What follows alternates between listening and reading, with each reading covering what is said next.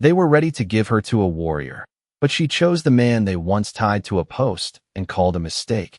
And in that moment, every breath in the valley seemed to stop, as if even the wind knew something had just changed forever, because no one expected Ayanna Redleaf to walk past the strongest men of her tribe without a single glance, her steps steady against the dry earth, dust curling around her ankles under the pale morning sun, while rows of Apache warriors stood silent in a wide circle, their painted faces unreadable, their shoulders broad and unmoving like carved stone.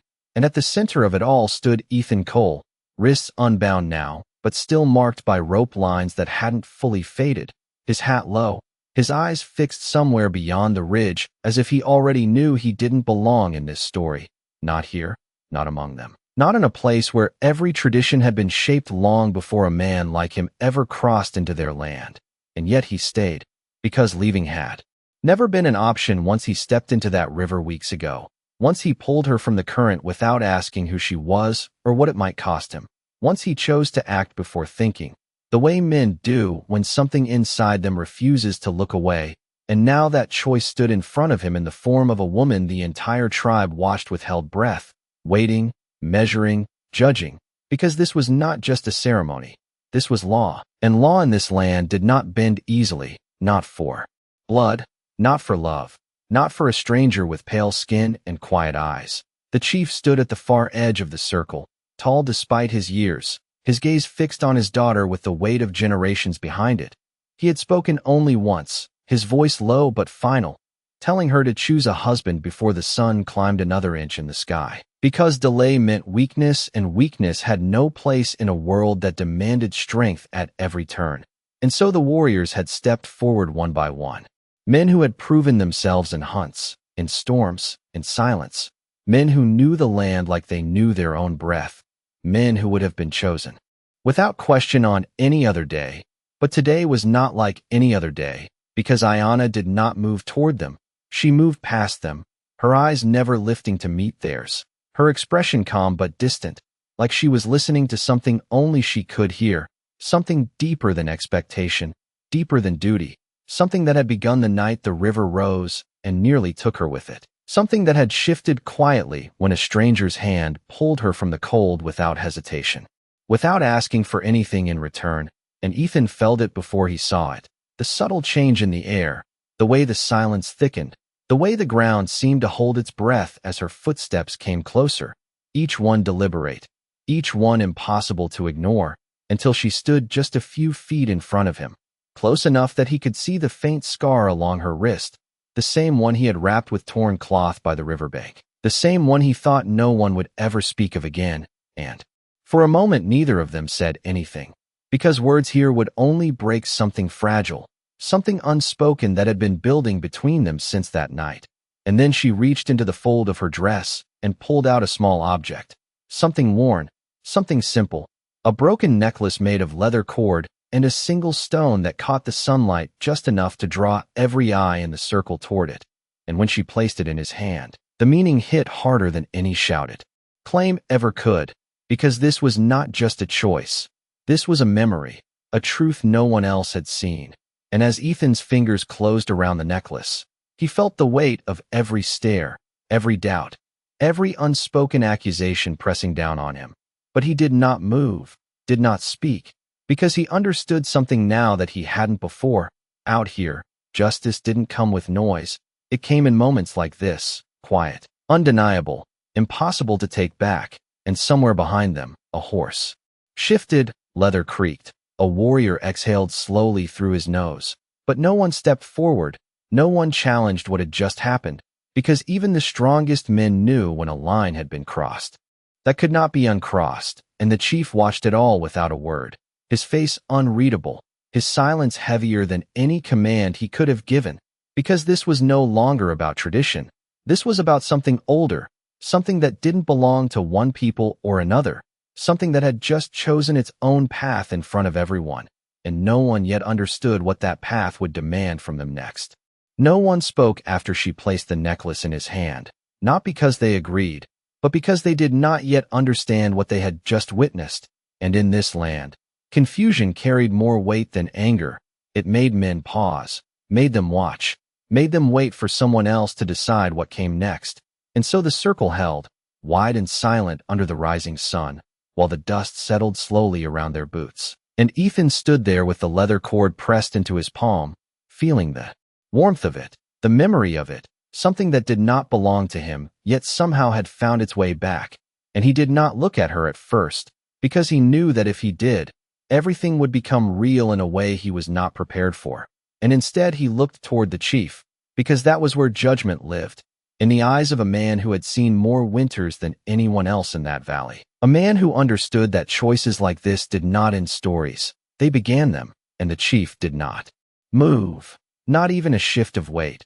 Not even a blink that could be read as approval or rejection. Only a long, steady gaze that seemed to measure something deeper than the moment itself, something buried beneath pride and law and expectation. And it was that silence that unsettled the warriors more than anything, because they were used to clear lines, to commands that told them where to stand and what to do. And now there was nothing, no signal, no voice, just a daughter standing beside a man who should not have been standing there at all. And Ayanna did not step back after making her choice. She did not lower her eyes or offer explanation. She simply stood, her shoulders straight, her breathing calm, as if she had done nothing unusual, as if this had always been the path she intended to take. And somewhere behind her, one of the younger warriors shifted his stance, the faint sound of leather brushing against leather carrying farther than it should have in the stillness.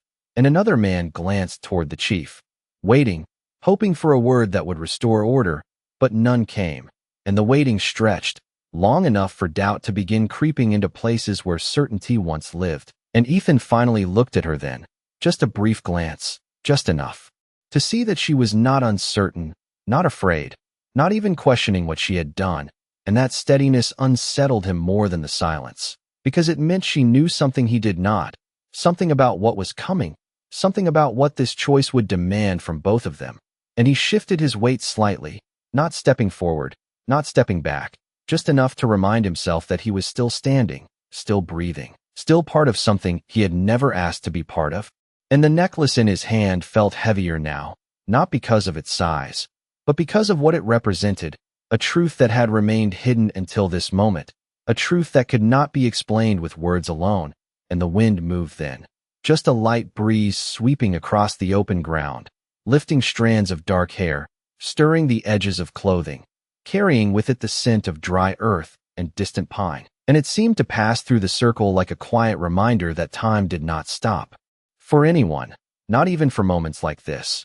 And finally, the chief took a single step forward, not toward them, but into the space that separated him from the rest of the tribe. And that small movement drew every eye, because when a man like him moved, it meant something, even if no one yet understood what. And he looked at Ethan for the first time, really looked, not as an outsider, not as a mistake, but as a man standing beside his daughter. And there was no anger in that look, no immediate rejection, only a depth that suggested he was seeing more than the present, more than the tension in the air, more than the expectations of those around him. And when he finally spoke, his voice was low, steady, carrying just far enough to reach every ear without needing to rise. And he said that a choice made in front of the tribe could not be undone, but it could be tested. And the word hung there, heavier than any accusation, because a test in this land was not something simple.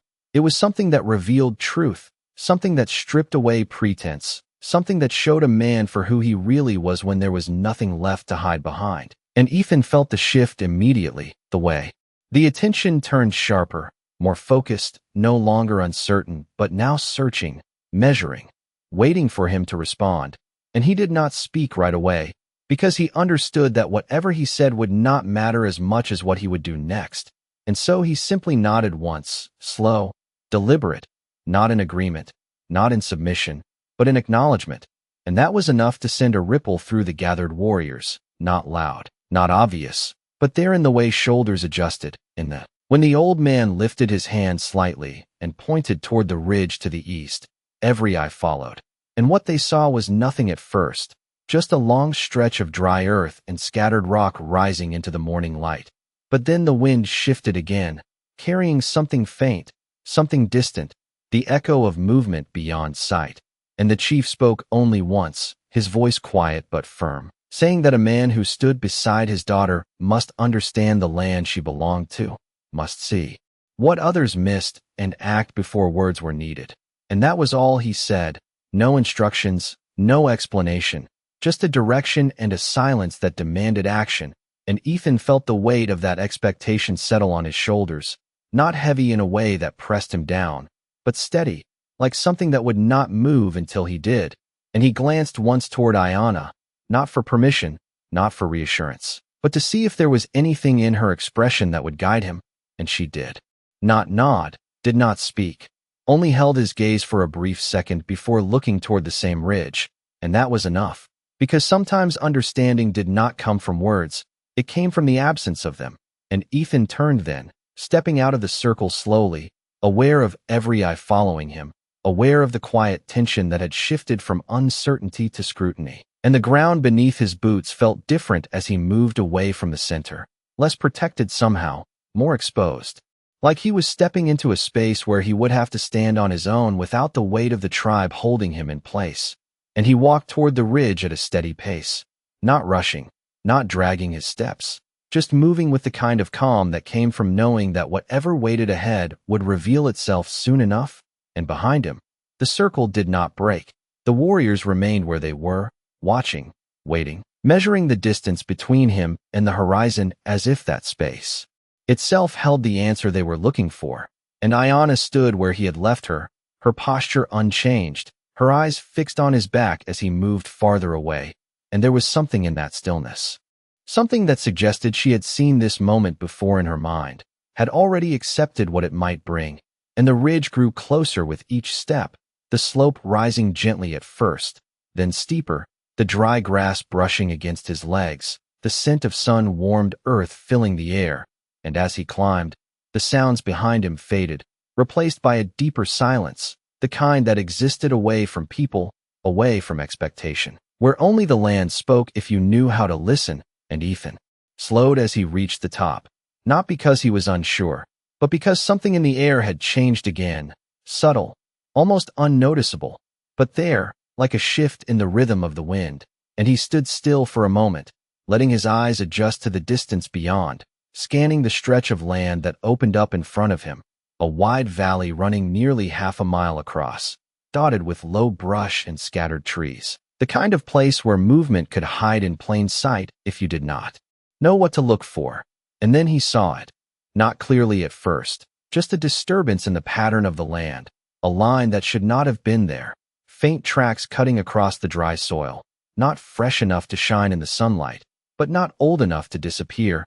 And they were not the tracks of animals, not the wandering path of something moving without direction.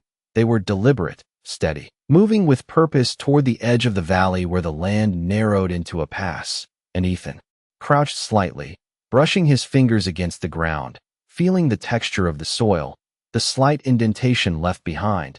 And he exhaled slowly, because now he understood what the chief had seen, what the land had whispered before anyone else had heard it. Something was coming. Not yet close enough to be seen from below, but moving steadily toward them. And it was not the kind of movement that passed by without consequence. And he straightened, looking back over his shoulder toward the distant circle, where the figures of the tribe stood small but unmoving against the horizon. And for a brief moment, he considered simply returning, explaining what he had found, letting the chief decide what to do next. But that was not the test, not really, because anyone could see and report. That did not require trust. It did not require understanding. And so instead, he turned back toward the valley, taking a few steps along the ridge to get a better view, watching the way the land curved, the way the shadows fell, the way the wind carried dust in a direction that did not match the rest of the terrain. And then he made a choice, quiet and simple, the kind that did not announce itself. He took off his hat and raised it slightly, just enough to catch the light. Just enough to send a signal across the distance, not to the tribe behind him, but to whatever was moving out there beyond sight. Because sometimes the strongest move was not to hide, not to prepare for conflict, but to show that you had already seen what others thought was hidden. And as he held that position for a moment, the wind shifted once more, carrying with it a faint response, not a voice, not a sound, but a change in the movement of the distant dust, subtle, deliberate, as if something out there had just acknowledged his presence. And Ethan lowered his hand slowly, placing the hat back on his head, and turned toward the circle again, knowing that whatever came next would not wait for anyone to be ready. And as he began the walk back down the ridge, the silence behind him felt different now, not empty, not uncertain, but charged, like the calm before something larger than any one man or tribe could fully control. And far below, Ayana remained still, her eyes never leaving the path he would take back, as if she already knew that the test had never been about proving himself to her people, but about seeing what others refused to see, and choosing to face it without being told. He did not rush on the way back, because rushing would have meant uncertainty, and uncertainty was something every man in that circle would recognize before he even reached them. So Ethan walked steady down the ridge, boots pressing into dry soil that gave just enough to leave a mark, the wind brushing past him from behind now, as if carrying his presence ahead of him, and by the time he reached the flat ground, again, the silence had shifted into something sharper, something that waited for an answer without asking for it. And the warriors did not move as he stepped back into the circle, but their attention tightened, their eyes no longer watching from a distance but fixed directly on him, measuring the weight of what he brought back, without a single word spoken. And he stopped where he had stood before, not at the center, not beside Ayana, but just close enough that the space between them could still be felt. And for a moment he said nothing, because what he had seen was not something that could be thrown into the air like a warning. It was something that needed to land with intention, and when he finally spoke, his voice was low, steady, carrying across the circle without force. He said there were tracks, not old, not wandering, moving toward the valley pass, and he did not add anything more at first, did not explain how many, did not guess at who they belonged to, because he knew. The men standing around him would hear what mattered and fill the rest with their own understanding. And a faint ripple passed through the circle, not loud, not chaotic, but present in the way shoulders squared, in the way a few heads turned slightly toward the ridge as if they could see what he had seen just by knowing it was there. And one of the older warriors stepped forward half a pace, his voice calm but edged with doubt as he asked how certain the tracks were, and Ethan did not hesitate. He said they were deliberate, straight, not the kind that belonged to travelers passing through without purpose, and that was enough to shift the air again. Because purpose meant intent, and intent meant something was already in motion whether they acknowledged it or not, and the chief listened without interruption, his gaze steady on Ethan as if weighing not just the words but the way they were delivered, the calm, the lack of urgency, the refusal to exaggerate.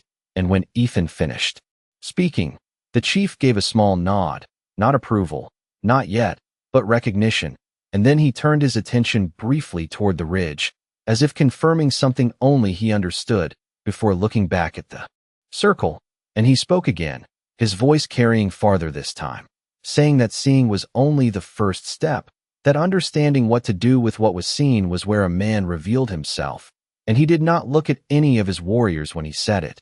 He looked only at Ethan, and that made the meaning clear without needing to explain it, and a younger man shifted forward slightly, his tone restrained but firm as he suggested that the tribe should prepare, should gather, should meet whatever was coming with strength. But the chief raised his hand just enough to quiet him without a word, and that small gesture held more authority than any command, because it reminded everyone that action taken too soon could be as dangerous as no action at all. And the silence returned again, but this time it was different, no longer uncertain. Now it was focused, waiting for the next move, and Ethan felt it, the expectation, the unspoken question hanging in the space around him. What would he do, now that he had seen what others had not? And he did not look at the chief for guidance, did not turn to Ayana for reassurance. He looked toward the horizon instead, toward the direction of the tracks, and he spoke again, quieter this time, saying that whatever was coming had not tried to hide, and that meant they either believed no one was watching or they wanted to be seen, and that distinction mattered more than numbers, more than distance, more than anything that could be counted or measured, because it spoke to intent, and intent shaped everything that followed.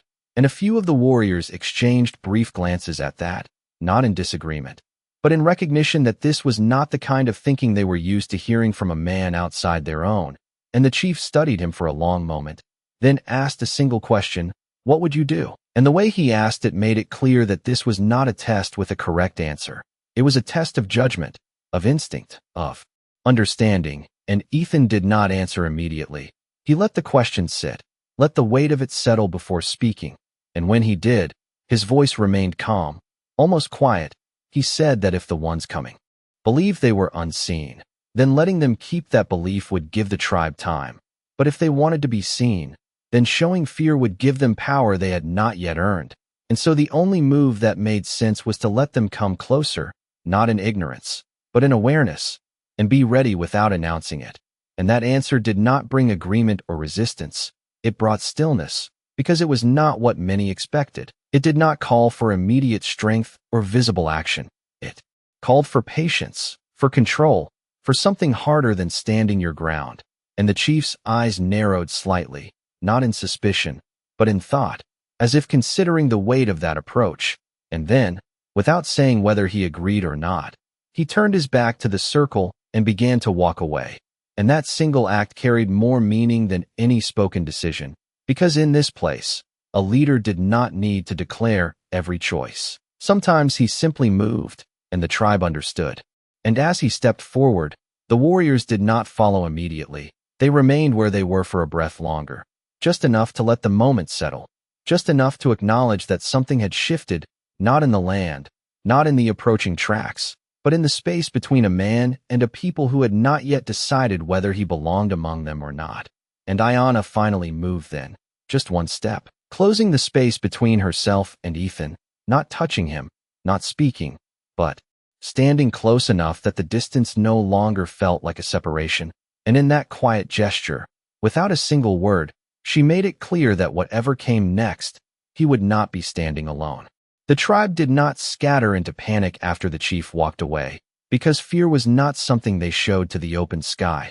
Instead, they moved slowly, deliberately, like a current beneath still water, each warrior stepping out of the circle in silence, returning to their places, not to prepare for battle, but to become part of the land again, invisible in plain sight. And Ethan watched it happen with a quiet understanding forming in his chest, because this was not the way men in towns handled danger. This was something older, something rooted in patience, in watching rather than reacting. And Ayanna remained beside him as the space around them emptied, her presence steady, not demanding attention, not offering comfort, just there, like a constant he had not expected to rely on. And for a moment neither of them spoke, because words would have broken the rhythm of what was unfolding. And then she moved first, turning slightly toward the ridge he had just come from, her voice low, enough that only he could hear as she said that the land had been warning them since before sunrise, that the birds had gone quiet earlier than they should have, that the wind had shifted twice before he even saw the tracks. And Ethan glanced at her then, realizing that what he had noticed was only part of what she already knew. And he gave a small nod, not in surprise, but in recognition, because it meant this was not his test alone. It was a moment where two ways of seeing the world had met, in the same place, and neither could stand without the other. And they began to walk together, not toward the center, not toward the chief, but toward the outer edge of the settlement where the ground sloped gently into brush and scattered trees. And as they moved, the signs of preparation revealed themselves in quiet ways. A man adjusting the position of a horse without making a sound, another placing a water skin where it could be reached without searching, a woman guiding two children toward a shaded area with a calm that did not betray urgency. Everything happening without command, without noise, like a pattern that had been practiced so many times it no longer needed to be spoken. And Ethan felt himself stepping into that pattern without thinking, adjusting his pace, his awareness, the way he carried himself, because out here, standing out was the same as being seen. And being seen too early was a mistake that could not be taken back. And as they reached the edge of the brush, Ayanna stopped and crouched slightly, brushing her fingers along a patch of dry grass that bent differently than the rest. And she pointed without looking at him, just a small motion of her hand, and he followed her gesture, seeing it now, the faint disturbance, the same direction as the tracks he had found, confirming what he already suspected, that whatever was coming had chosen a path that would bring it close enough to matter, but not so close that it could be easily stopped. And he exhaled slowly, his gaze lifting toward the distant line where the land dipped out of sight. And for a brief moment, the thought crossed his mind that he could leave, that none of this was his responsibility, that he could turn his back on it and ride until the land changed and the memory of this place faded into something quieter. But the thought did not stay. It passed like a shadow, because he knew something had already shifted, something that made walking away feel heavier than staying. And Ayanna spoke again then, her voice steady, saying that her father would not choose a path without reason, that if he allowed whatever was coming to move closer, it meant there was something to be learned before anything else. And Ethan nodded slightly, understanding that this was not about meeting force with force. It was about seeing clearly before deciding what mattered. And the wind moved again, carrying a faint trace of dust from the direction of the pass, stronger now, closer than before, and both of them felt it at the same time, that subtle tightening in the air that came when distance began to close, and neither of them moved immediately, because movement too soon could reveal more than it concealed, and instead they watched, listened, waited, letting the land speak in the only way it knew how, through small changes, through patterns that only revealed themselves if you gave them time. And somewhere behind them, deeper in the settlement, a horse shifted its weight, the faint sound of hooves pressing into dry ground echoing softly. And it reminded Ethan that this was not just about the two of them. It was about everyone standing within that unseen boundary, everyone who trusted. The chief's silence more than any shouted order, and as the sun climbed higher, the light sharpening the edges of everything it touched, the first sign appeared, not a figure, not a clear shape, but a thin line of dust rising just above the far edge of the valley, moving slowly, steadily, and Ethan felt his hand tighten slightly at his side, not reaching for anything, not preparing for action, just acknowledging that what had been unseen was now beginning to show itself. And beside him, Ayanna remained still, her gaze fixed on that distant movement, and for the first time since she had placed the necklace in his hand, she spoke his name, quietly, as if testing how it sounded in the air between them. And when he turned to look at her, there was no doubt in her eyes, no hesitation, only a calm certainty that whatever was coming, they would face it not as strangers standing on opposite sides of a line, but as two people who had already chosen something that could not be undone. And the dust on the horizon rose just a little higher, enough now that anyone watching could no longer pretend it was nothing, and the land, silent for so long, finally began to reveal what it had been holding back. The dust did not rush toward them the way a storm would. It moved with intention, steady and measured, rising just enough to be seen, but not enough to reveal what traveled beneath it. And that alone told Ethan more than any clear shape could have, because anything that moved like that was not lost, not wandering. It knew exactly where it was going, and beside him, Ayanna shifted her weight slightly, not stepping forward, not retreating, just adjusting to the moment as it unfolded, and the silence between them was no longer empty. It was shared, understood, like two people listening to the same distant sound and knowing it would reach them soon enough. And behind them, deeper in the settlement, the quiet preparation continued. Invisible unless you knew where to look, a horse led into shade. A bundle moved closer to a doorway. A man taking a position near the edge of a tree line without drawing attention to himself. And Ethan felt it all without turning, the way a place could change without noise, the way people could become ready without announcing it. And it reminded him of something he had once been told, but never fully understood until now. That strength was not always in what you showed. Sometimes it was in what you held back, and the line of dust grew a little higher, enough now that shapes began to form beneath it, not clear yet, not defined, but present, like shadows moving just beyond the edge of sight. And Ethan narrowed his eyes slightly, focusing on the rhythm of that movement, the spacing, the way it did not break or scatter, and he spoke quietly, more to himself than to her, saying that there were not many, maybe half a dozen, moving in line, not spread out, not hiding. And Ayanna listened without interrupting, her gaze fixed forward as she answered in the same low tone that they were close enough now to see if they wanted to be seen. And that meant they had already made a decision before reaching the valley. And Ethan let that settle, because it changed the shape of the moment. It turned uncertainty into intention, and intention could be read if you watched closely enough. And he shifted slightly, stepping just ahead of her now, not as a shield, not as a leader, but as someone placing himself where he could be seen first, and she did not stop him, did not question it, only moved half a step to the side, giving him space without stepping away, and that small adjustment carried more trust than any spoken agreement could have, and the figures on the horizon grew clearer with each passing second, still distant, still blurred by the heat rising off the ground, but no longer hidden. And Ethan felt the familiar pull of instinct, the part of him that had learned to read situations quickly, to decide before being told. But he held it in check, because this was not his land alone, not his moment to take without understanding the weight of it. And so he waited, watching the approach, letting the details reveal themselves piece by piece, the height of the riders, the way they sat in the saddle, the pace of their horses, and something about it felt different from what he expected. Not aggressive, not careless, just steady, like men who were not trying to provoke, but not trying to avoid notice either. And he glanced briefly toward Ayanna, catching the same recognition in her eyes, that whatever this was, it did not fit neatly into the patterns they both knew, and the distance closed further, until the shapes were no longer shadows but people, their outlines defined against the bright ground, their presence undeniable now to anyone watching from the settlement. And still no one rushed forward, no one called out.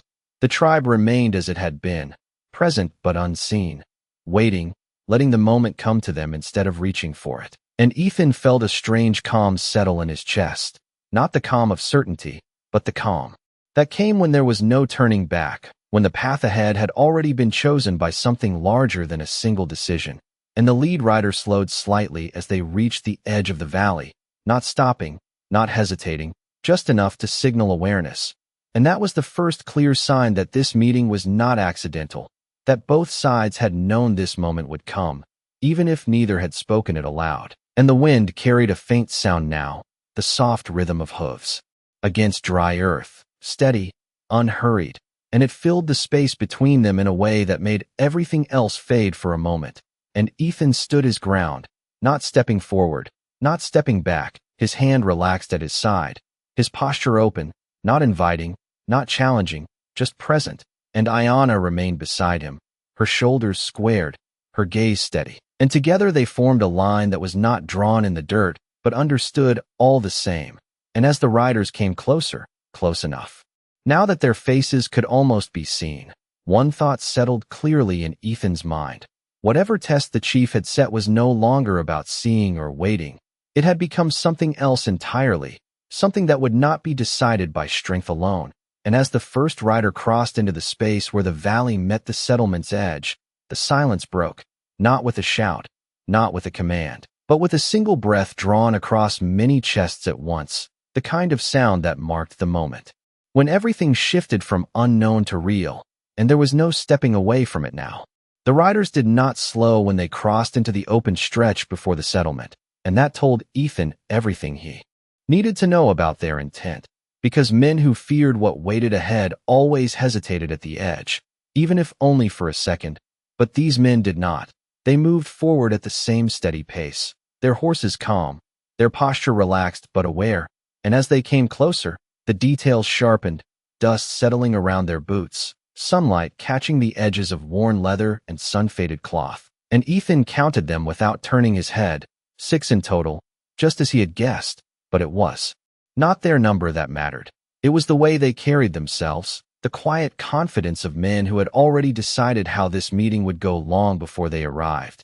And beside him, Ayanna did not shift, did not step forward or back, her presence steady as stone, and he could feel the tribe behind them without seeing them, the weight of unseen eyes watching from shade and brush, every movement measured, every breath held just enough to remain unnoticed. And when the lead rider finally drew his horse to a stop about 30 yards away, the others followed without a word, forming a loose line behind him, not aggressive, not defensive, just present. And for a moment, no one spoke. The only sound the faint rustle of wind moving through dry grass and the soft exhale of horses settling into stillness. And then the man at the front lifted his chin slightly, his gaze moving first to Ayanna, then to Ethan. And there was no surprise in his expression, no confusion at seeing a white man standing where he stood, only a quiet acknowledgement. as if he had expected it all along. And when he spoke, his voice carried easily across the space between them, not loud, not demanding, just clear. He said they had been looking for the tribe's leader, that they had come with purpose, not to pass through, not to wander, and Ethan did not answer immediately, because the words were not meant for him alone. They were meant for whoever chose to step forward, and that choice mattered more than any reply.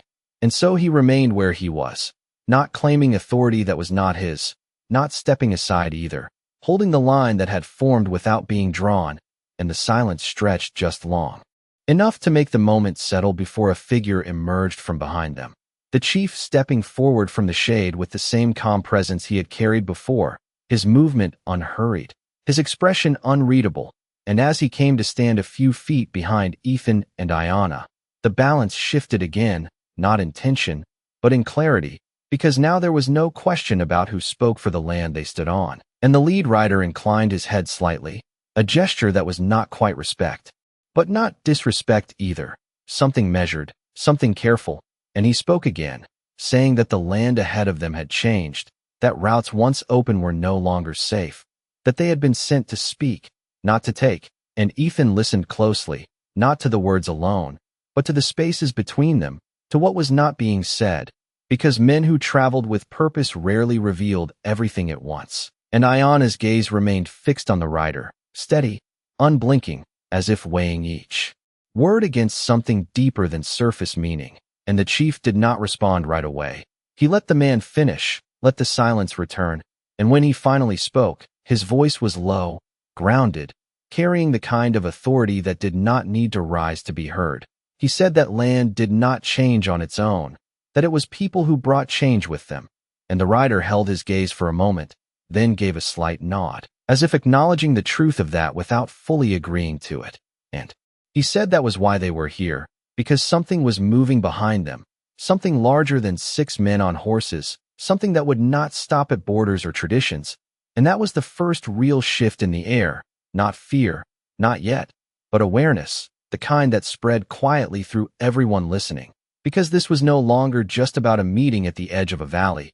It was about something approaching that neither side could ignore, and Ethan felt it settle in his chest, that quiet realization that the test he had been given was not about choosing sides. It was about seeing clearly when two paths crossed and deciding which one to stand on, and the rider's eyes moved back to him.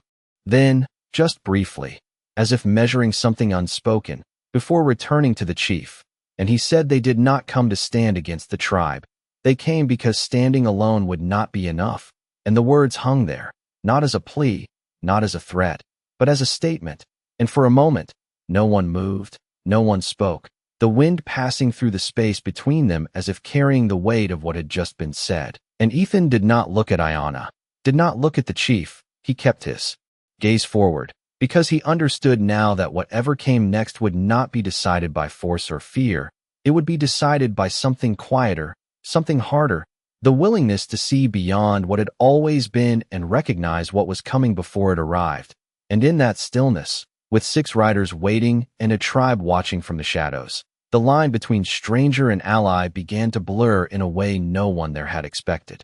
The words did not settle easily among the tribe, because they carried a weight that could not be measured by distance or numbers, and the silence that followed was no longer just caution, it was calculation, the kind that came when every possible path forward held a cost that could not be ignored, and the chief remained still, his gaze fixed on the rider, as if he were looking beyond the man to whatever stood behind him. And Ethan felt that shift again, subtle but undeniable, the moment when a situation stopped being about what was said and became about what would be done next, and he did not speak, did not move, because he understood now that stepping in too soon would break something fragile that had not yet fully formed, and beside him, Ayanna finally turned her head slightly, just enough to look at him, and in that brief glance there was no question, no hesitation, only a quiet recognition that this moment was no longer about tradition or choice.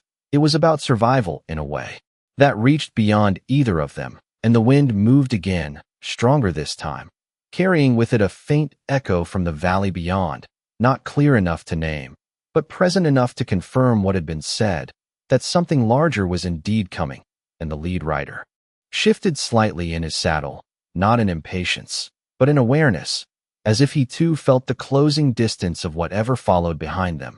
And he spoke again, slower this time, choosing his words carefully, saying that the land beyond the pass had already begun to change, that settlements were moving, that paths once quiet now carried more than travelers, and that those who remained divided would not have the time to decide later what they could choose now. And the chief listened without interruption, his expression unchanged, but there was a weight behind his stillness now, something deeper than before, as if he were measuring not just the truth of the words, but the timing of them, the reason they were being spoken here, now, in front of his people. And after a long moment, he stepped forward just enough to stand level with Ethan and Ayanna, not behind them, not above them, but beside them. And that single movement did not go unnoticed, because it shifted the line that had existed between them. It turned three figures into one presence, and the riders saw it too, their posture tightening just slightly, not in resistance, but in acknowledgement that whatever this was, it would not be decided by one voice alone. And Ethan felt the weight of that alignment, the way it pulled him deeper into something he had not planned to be part of, and yet he did not step away, did not question it, because there was something in the chief's choice that felt deliberate, something that suggested this moment had been seen long before it arrived. And the chief finally spoke, his voice calm, but carrying a depth that reached every ear. He said that the land had always changed, that those who lived on it either learned to see the change or were carried by it without understanding. And he paused just long enough for the meaning to settle before continuing, saying that trust was not given because it was asked for. It was given because it had already been proven. And his eyes shifted then, not to the rider, but to Ethan, and in that look there was something new, not acceptance, not yet, but recognition, and the silence that followed was heavier than anything before it, because now the decision was no longer hidden. It was forming, taking shape in a way that everyone present could feel but not yet name.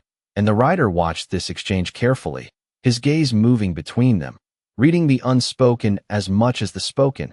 And for the first time since he had arrived, there was a hint of uncertainty in his posture, not fear, but awareness that this was not a simple negotiation, not a meeting that would end with clear lines drawn and separate paths taken.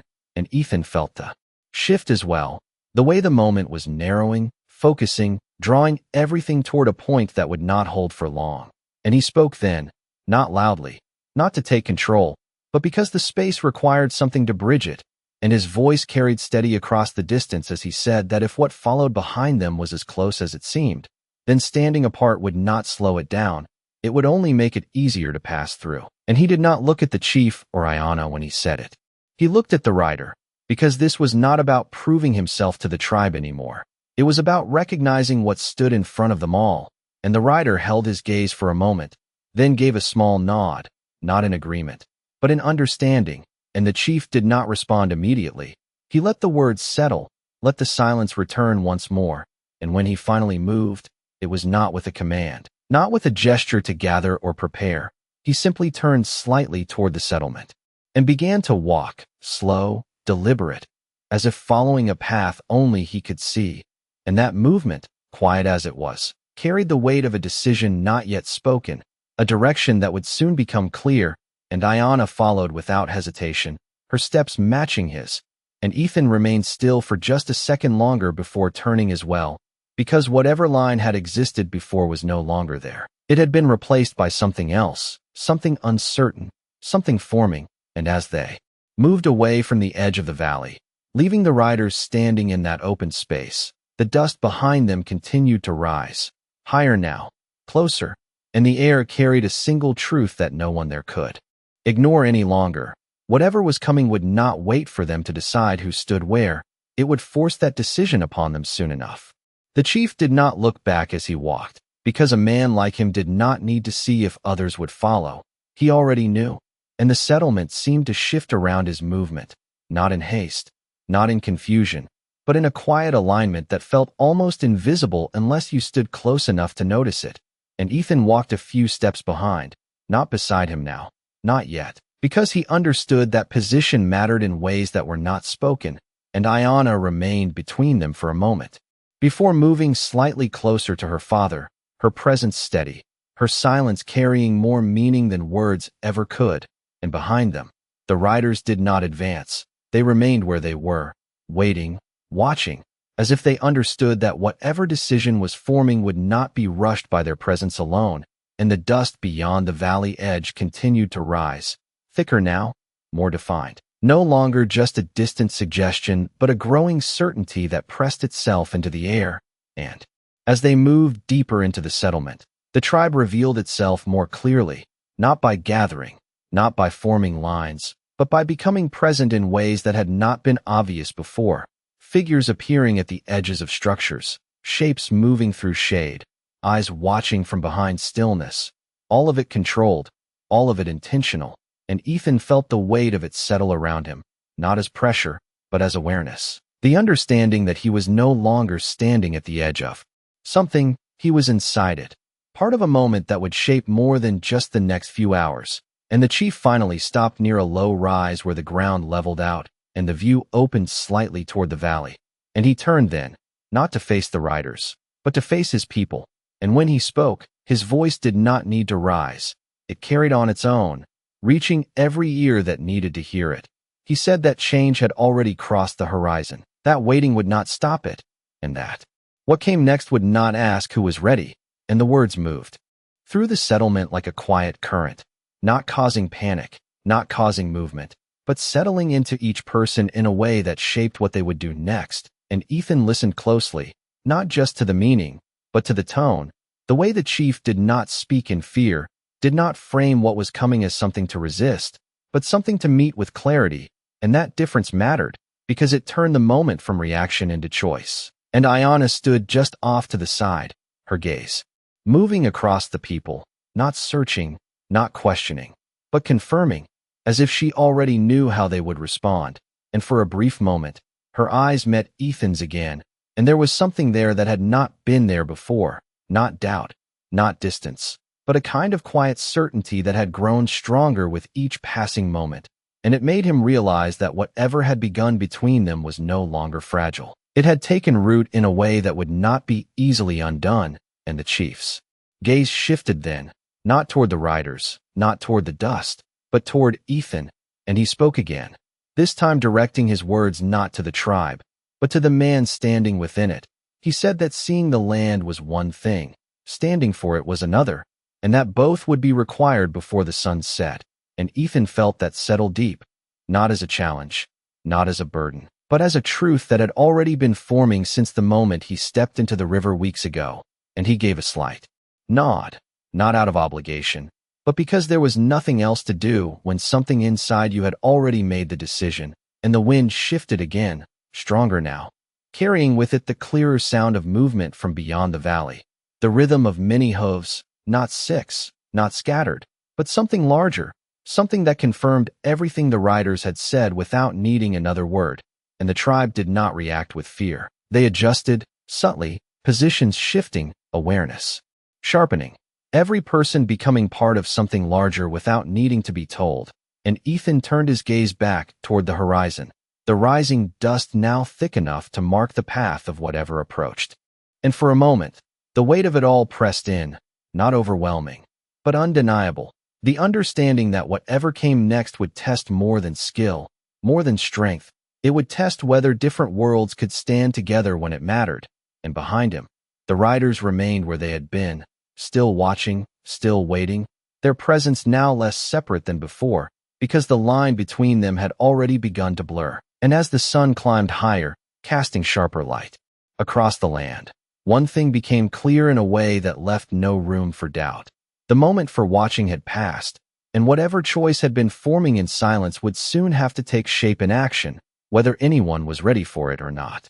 The sound reached them before the shapes did, a low steady rhythm that did not rush and did not hesitate, rolling across the valley like something that had traveled far and had no intention of stopping. And every person in the settlement felt it at the same moment, not through sight, not through words, but through something deeper, the way the ground itself seemed to carry the message upward into their bones. And Ethan stood still on the rise, his eyes fixed on the thickening line of dust that now stretched wider than before, no longer confined to a narrow path, but spreading across the horizon. And he counted again without thinking, not individual riders this time, but the movement itself, the scale of it, the way it filled space. And he knew immediately that this was not a group that could be ignored or easily turned away. And beside him, Ayana drew a slow breath, her shoulders steady, her gaze unwavering. And when she spoke, her voice was quieter than the wind. She said that this was why her father had not rushed, why he had allowed the first riders to arrive, because seeing the beginning without understanding the end would have led them to the wrong choice. And Ethan nodded slightly, because now he saw it too. The shape of the moment, the way everything that had happened since dawn had been leading here, and behind them, the tribe did not break formation. They did not gather in fear or scatter in confusion. They adjusted. Subtle shifts that placed each person where they needed to be without drawing attention, and the chief remained where he stood, unmoving, his gaze fixed on the horizon, not narrowing, not straining, simply watching with the patience of a man who had seen change come and go more times than anyone else present. And the riders who had arrived earlier had not moved either, but there was something different in them now, a tension that had not been there before, not fear, but recognition, as if they too understood that what followed behind them was larger than whatever purpose had first brought them here. And Ethan felt the weight of the moment settle fully, not as pressure, but as clarity, the understanding that standing between two sides was no longer enough, that something had to connect them before the approaching force made that decision for them. And he stepped forward then, just one step, not toward the horizon, not toward the chief, but slightly to the side, enough to be seen by both the tribe and the riders. And that movement drew attention without breaking the stillness, because it was not abrupt, it was deliberate. And he spoke, not loudly, not to command, but to be heard by those who needed to hear it.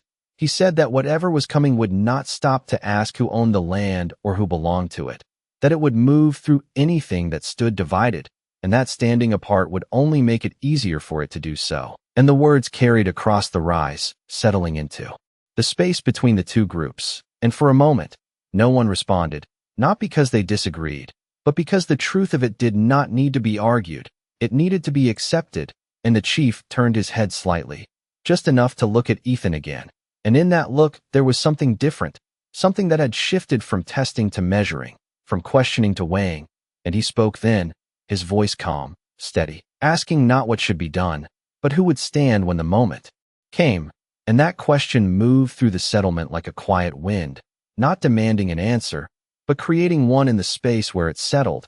And Ayana stepped forward before anyone else could move, not quickly, not dramatically, just a single step that placed her fully beside Ethan, her posture straight, her gaze forward, and she said nothing, because she did not need to. Her presence was the answer, and the chief watched her for a long moment, his expression unreadable, before shifting his gaze to the riders. And the man at the front met that look without hesitation, and after a brief pause, he swung one leg over his horse and stepped down to the ground. The motion slow, deliberate, a choice made visible without being spoken, and one by one, the others followed, not in perfect unison, but with the same quiet intention, until all six stood on the earth instead of above it. And that simple act changed the balance of the moment.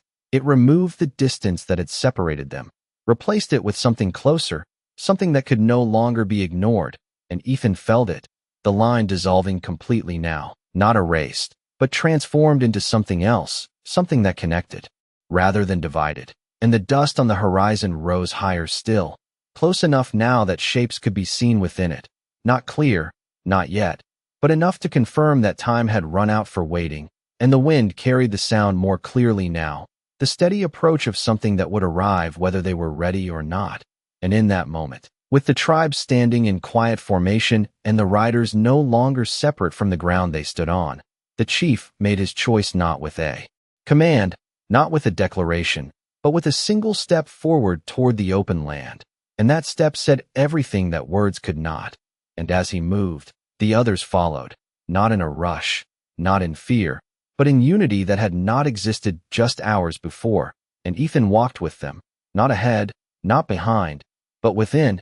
And as the distance between them and the approaching force closed, one truth settled over the land with the weight of something final. Whatever came next would not be decided by who they had been, but by what they had chosen to become together.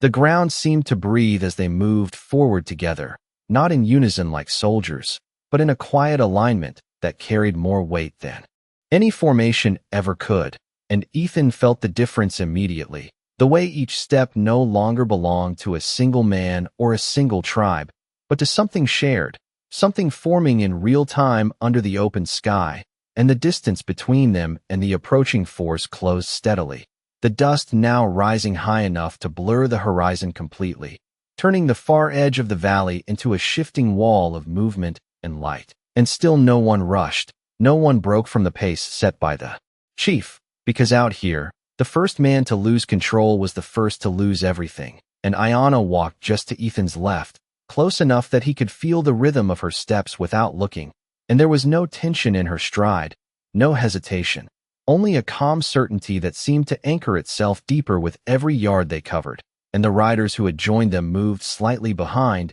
and to the side, no longer separate, no longer guests, but not fully of the tribe either. Something in between that had not existed before this morning.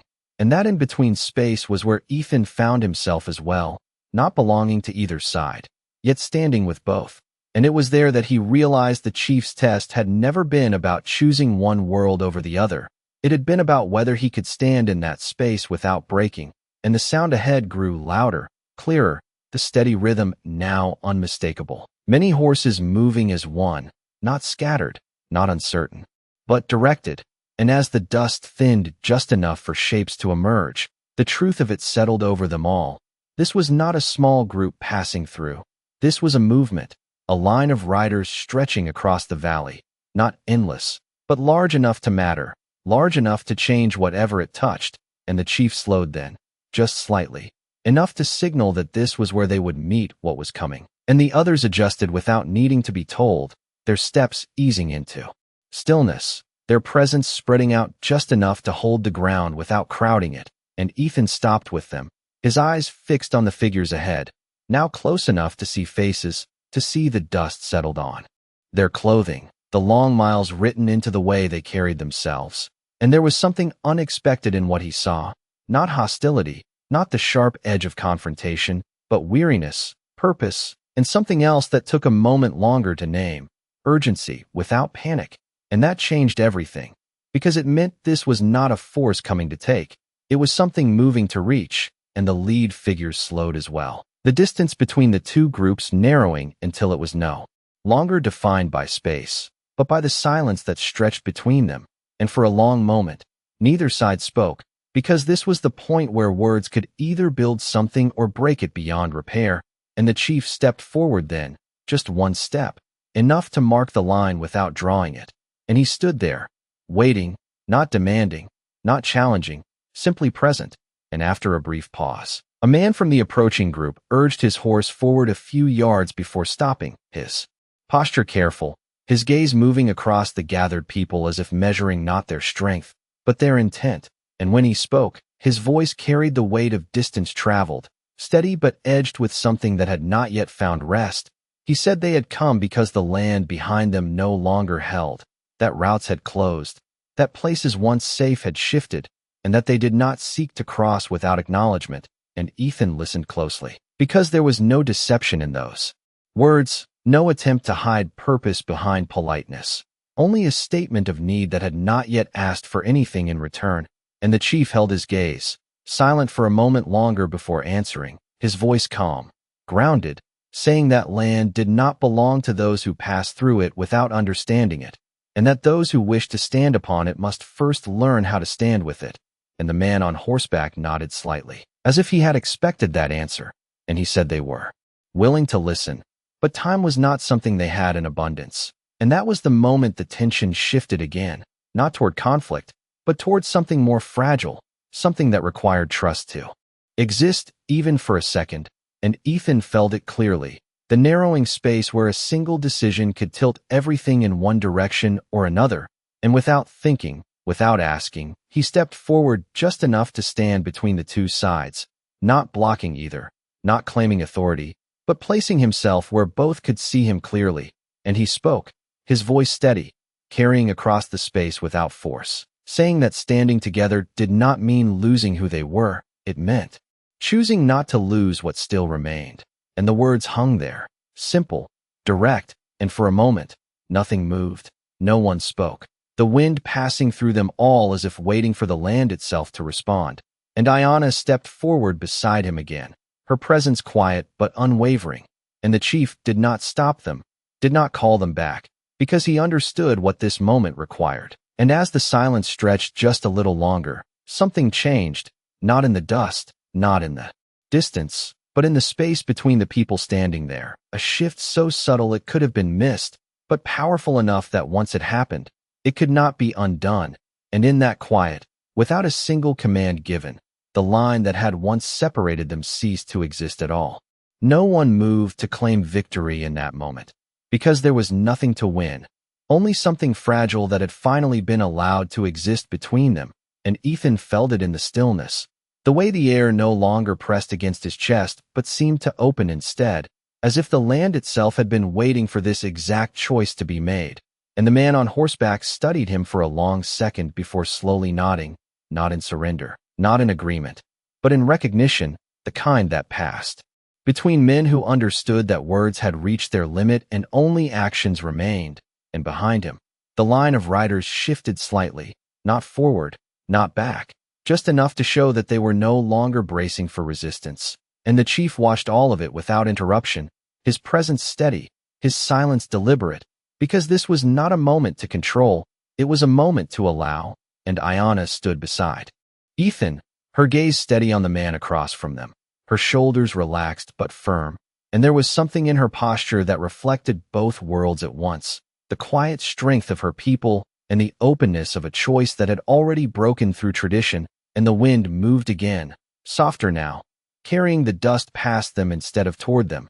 And that small change did not go unnoticed, because out here, even the direction of the wind could speak if you knew how to listen. And the rider slowly dismounted, his boots touching the ground with a sound that felt louder than it should have, not because of the weight, but because of what it represented, a decision to stand on equal ground rather than above it.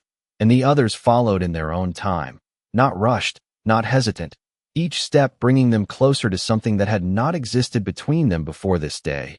And Ethan did not step back, did not yield the space. He held it without tension, without challenge, simply present. And the man approached a few yards closer, stopping at a distance that respected both sides without retreating from either. And for a moment, neither spoke again, because the silence itself had become part of the conversation. And then the man reached slowly into his coat, his movement careful, deliberate, and he pulled out a folded piece of worn paper, edges creased from travel, and held it out in front of him, not offering it directly, not forcing it into anyone's hand, just placing it into the space between them. And Ethan glanced at it briefly before looking toward the chief, because this was not his to take, not his to claim, and the chief stepped forward then, just enough to close the distance, his hand steady as he accepted the paper, unfolding it slowly, his eyes scanning its surface with a calm that did not betray what he found there. And the tribe watched in silence, every gaze fixed on that single piece of paper as if it carried more weight than anything else that had crossed their land that day. And after a long moment, the chief lowered it, not folding it back, not hiding it, simply holding it at his side as he looked back at the man who had brought it, and he spoke quietly, saying that the land ahead would not remain open much longer, that those who moved through it would need more than speed, they would need understanding. And the man nodded once, the tension in his shoulders easing just slightly, and Ethan felt it then, the shift from uncertainty to something steadier, not full trust, not yet, but the beginning of it, the kind that did not need to be declared, only lived out in the moments that followed. And Ayanna took a small step forward, just enough to stand between both sides without blocking either, her presence calm, her gaze moving from one face to another as if confirming that what had just begun would hold.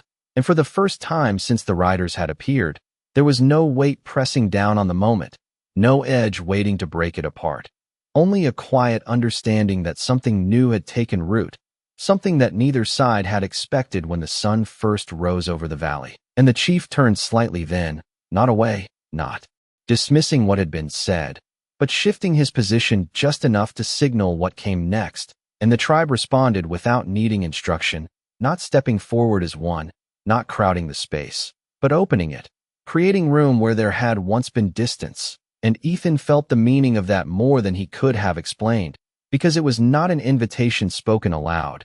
It was something shown, something offered without demand. And the riders did not hesitate this time. They stepped forward into that space, not as strangers crossing a line, but as men who had chosen to stand where the line no longer existed, and the wind carried the last of the dust past them, clearing the air just enough that the valley beyond could be seen again, wide and open under the afternoon light. And in that clarity, with both sides standing together without needing to declare it, one truth settled quietly into place. The test had never been about proving strength. It had been about whether anyone there was willing to choose something harder than standing alone. And as the moment held, steady and unbroken, it became clear that the choice had already been made. The valley felt different once the dust settled, not quieter, not safer, but clearer, as if something that had been waiting beneath the surface had finally risen into view and chosen to remain.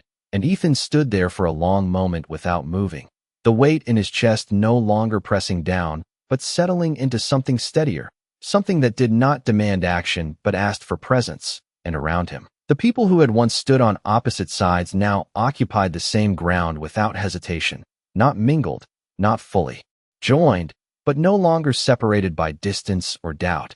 And that alone carried more meaning than anything that had been spoken since sunrise. And the chief folded the worn paper once, slowly, then again, not hiding it, not dismissing it, just acknowledging that what it carried would not be solved in a single day. And he looked out across the land as if measuring time not in hours but in seasons, in the way a place changed and demanded those who lived upon it to change with it. And Iona stepped forward just slightly, her eyes moving across the horizon, then back toward Ethan. And there was no question left in her expression now, no uncertainty about the choice she had made or what it meant, because whatever had begun that morning had already taken root deeper than tradition, deeper than expectation, and it would not be undone by silence or doubt. And Ethan met her gaze for a brief second, not needing words, because out here words were often the weakest part of truth. And what stood between them now was something stronger, something built not on promises but on actions that had already been taken and could not be taken back. And behind them, the riders who had arrived earlier moved slowly toward the edges of the settlement, not intruding, not claiming space, but accepting the quiet understanding that had been offered. And the tribe did not resist it, did not challenge it, because something had shifted in a way that made old lines feel less certain than they had before. And the wind moved through the valley again, softer now, carrying with it the scent of dry grass and distant water, and it passed over everyone standing there, as if marking the moment, not with sound, but with presence. And the chief finally spoke once more, his voice low, steady, saying that the land would not wait for them to agree, that it would test every choice made upon it, and that those who stood together would need to remember why they had chosen to do so when the moment grew harder than it was now. And he did not look at anyone in particular when he said it, because the words were not meant for one person. They were meant for all who had heard them, and Ethan felt them settle deep, not as a warning, but as a truth that would shape everything that came next. And he looked out across the valley, the horizon now clear where dust had once obscured it, and he understood something he had not before, that belonging was not something given by a place or a people. It was something chosen, earned, and lived through moments exactly like this, moments where standing alone would have been easier, but standing together meant something more. And Iona turned then, beginning to walk back toward the settlement without waiting to see if he would follow, because she did not need to ask, and Ethan stepped after her without hesitation, his pace matching hers naturally, as if it had always been that way. And behind them, the chief remained for a moment longer, his gaze still on the horizon, before turning as well, and as he walked, the tribe moved with him, not in formation, not in command, but in quiet unity that had not existed before this day.